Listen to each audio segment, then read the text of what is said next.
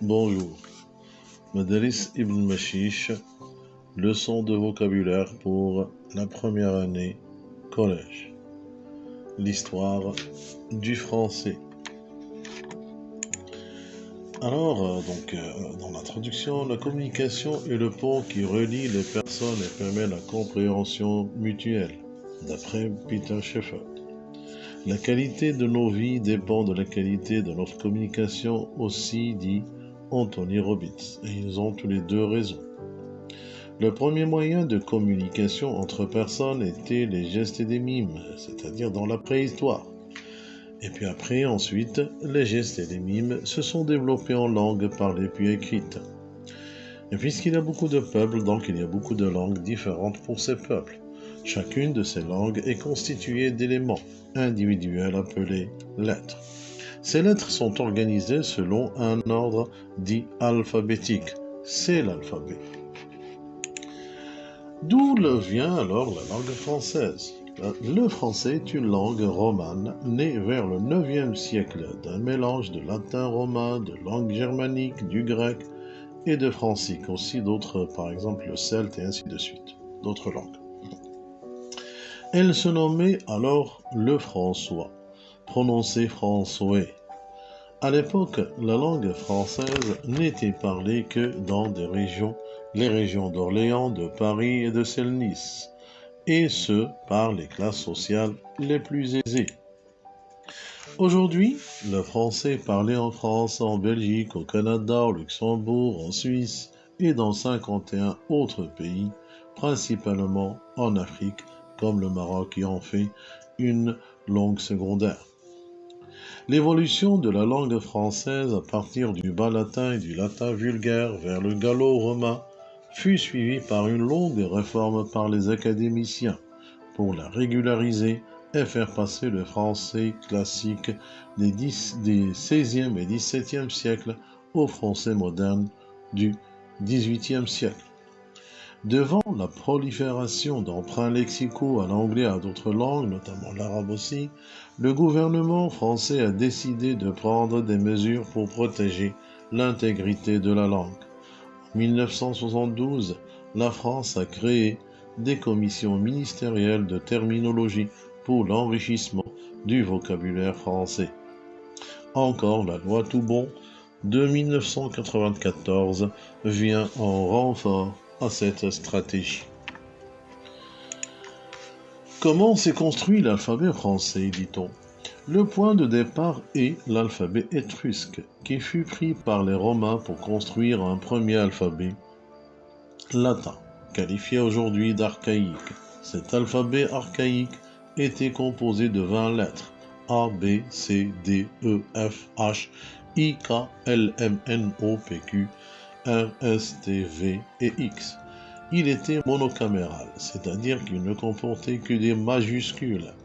Au IIIe siècle, on introduisit la lettre G ainsi que les lettres Y et Z qui furent ajoutées dans un second temps, depuis l'alphabet grec, pour transcrire certains mots grecs dans la langue latine. C'est à partir du 8e siècle, sous le règne de Charlemagne, que l'alphabet français devient bicaméral, avec la distinction entre les majuscules et les minuscules. En effet, Charlemagne cherchait alors à simplifier l'écriture mérovingienne. C'est pourquoi son conseiller, le poète savant et théologien anglais Alcuin, proposa la création de la minuscule caroline, plus lisible, ainsi que des règles d'écriture comme la nécessité de séparer les mots par des espaces, ce qui simplifia drastiquement l'écriture. Enfin, l'ajout des deux dernières lettres de l'alphabet français, J et U, est beaucoup plus tardif. En effet, la 4e édition du dictionnaire de l'Académie française bien sûr, en 1762, consacre l'apparition du J, jusqu'alors confondu avec le I, et du U assimilé au V. C'est ainsi que le nombre des lettres de l'alphabet français, qui était de 23, est aujourd'hui de 25, c'est-à-dire là, à partir de 1762. 1762, c'est ça. Quant à la lettre de W, dernière entrée dans l'alphabet français, il fallait attendre 1964 pour que le dictionnaire Le Robert déclare que la lettre W est placée à la 23e place de l'alphabet avant le X, Y et Z.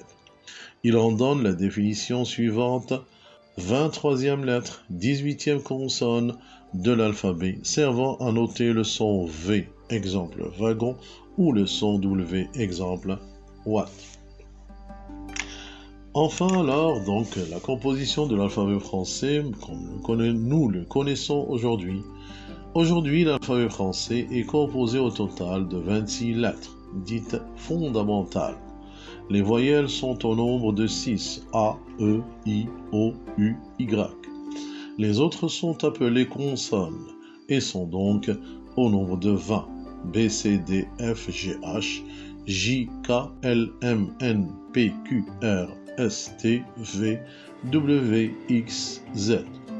Il est complété par 3 voyelles accentuées par ce qu'on appelle les signes diacritiques, à savoir l'accent grave, l'accent aigu, l'accent circonflexe et le tréma. Il en résulte donc les lettres que vous voyez devant vous. Aussi, on le complète par le graphème CCDIR et par 2 assemblages de lettres, le E dans le A et le E dans le O. À noter qu'en français, les voyelles accentuées ainsi que la CCDI et les 2 assemblages de lettres ne sont pas comptés dans l'ordre alphabétique. Prononciation des lettres, c'est-à-dire le phonème, et écriture, c'est-à-dire graphème. Le tableau ci-contre permet d'associer à chaque lettre de l'alphabet français sa prononciation, donc décrite, et sa prononciation phonétique.